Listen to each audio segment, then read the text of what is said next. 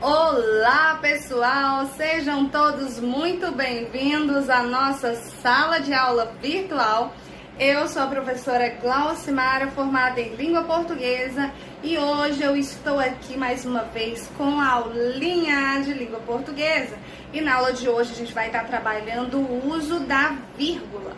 Isso mesmo, pessoas, é aquele sinalzinho de pontuação que a gente tanto usa. Aí sabe o que acontece? Os meus alunos às vezes colocam a vírgula onde não é para colocar. Outras vezes eles não colocam de jeito nenhum.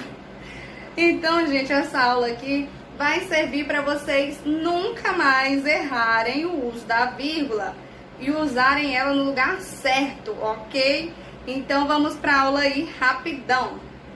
O primeiro uso da vírgula, gente, é para separar ou isolar vocativo, certo? O que é vocativo, professora? Aquela palavrinha lá que a gente evoca, que a gente chama a pessoa. Exemplo, João, saia daqui. Vejam que eu estou chamando pelo nome da pessoa, estou evocando o nome dela. Então, toda vez que a gente for separar, o vocativo, coloca uma vírgulazinha, ok? Nós também utilizamos a vírgula para separar aposto. O que é esse aposto? O aposto geralmente ele serve para especificar ou explicar algo. Então vejam aí no exemplo que vocês vão entender direitinho. Glaucimara, professora de língua portuguesa, está de quarentena. Percebam aí que esse termo separado por vírgulas, professora de língua portuguesa, está especificando quem é essa Glaucimara aí. Não é qualquer Glaucimara, é a professora de língua portuguesa. Então, toda vez que vocês forem especificar algo, então você coloca entre vírgulas. Nós utilizamos também as vírgulas para isolar datas e endereços. Exemplo prático: Piracuruca, 24 de março. Percebam que para me isolar a data da cidade, eu coloquei aí uma vírgula. Isso serve também para endereços, por exemplo, Rua Nossa Senhora de Fátima, 2134. Vejam aí que está sendo separado o nome da rua do número da casa. Então, isso aí também, toda vez que a gente for separar datas e endereços, a gente utiliza também vírgula. Tem também o uso da vírgula para a enumeração de elementos, que é o que vocês aprendem logo que vocês começam a escrever. Toda vez que a gente for citar coisas, elementos, a gente vai separando por vírgula e no final a gente coloca aí o izinho para separar o último elemento. Por exemplo, fui ao comércio e comprei álcool gel, máscara, luvas e detergente para me higienizar. Percebam aí que eu citei itens que eu comprei no comércio, separando por vírgulas, e no último coloquei aí a letrinha I, a conjunção I aí, aditiva.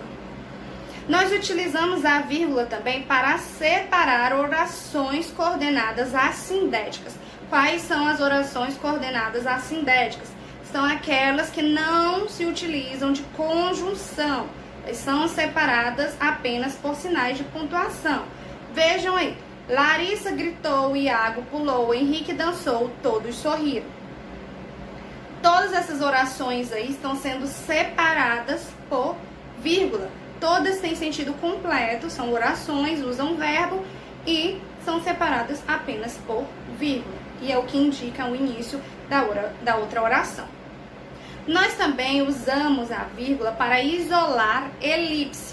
O que é essa elipse, gente? É quando a gente está ocultando uma palavra que foi dita anteriormente para não repeti-la.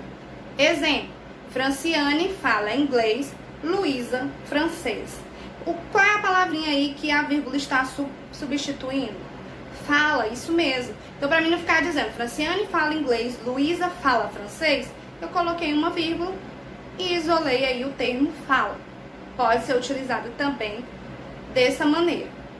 Nós usamos também para isolar orações intercaladas. O que são essas orações intercaladas? Quando eu tenho uma oração principal e no meio dela eu coloco aí algo para explicar, para especificar um intercalo, uma oração no meio. Exemplo: somos todos vítimas, lembrou a OMS nessa pandemia. Percebam aí que a oração principal é: somos todos vítimas nessa pandemia, lembrou a OMS. Como eu tirei esse termo lá do final e coloquei ele no meio, intercalei, eu preciso colocar ela aí entre vírgulas.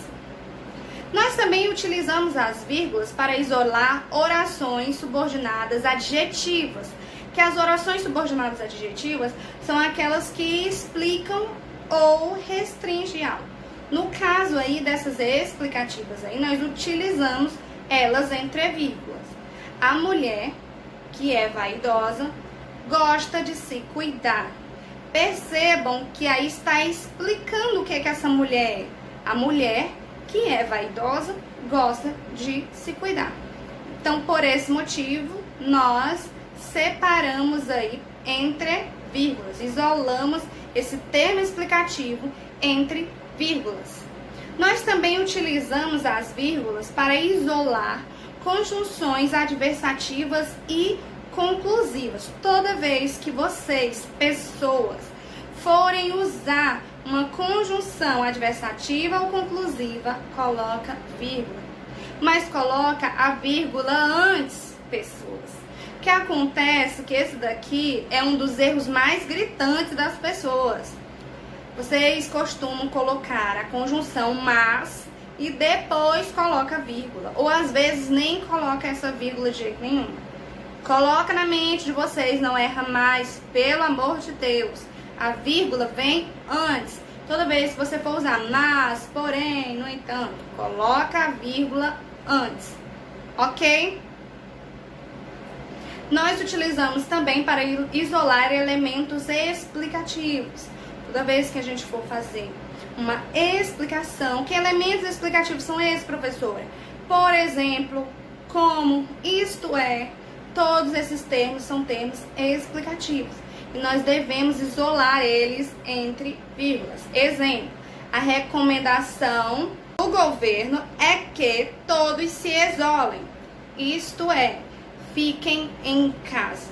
Percebam que eu utilizei o termo isto é para explicar o que eu quis dizer anteriormente. Então, toda vez que eu colocar esses termos explicativos, separo eles entre vírgulas.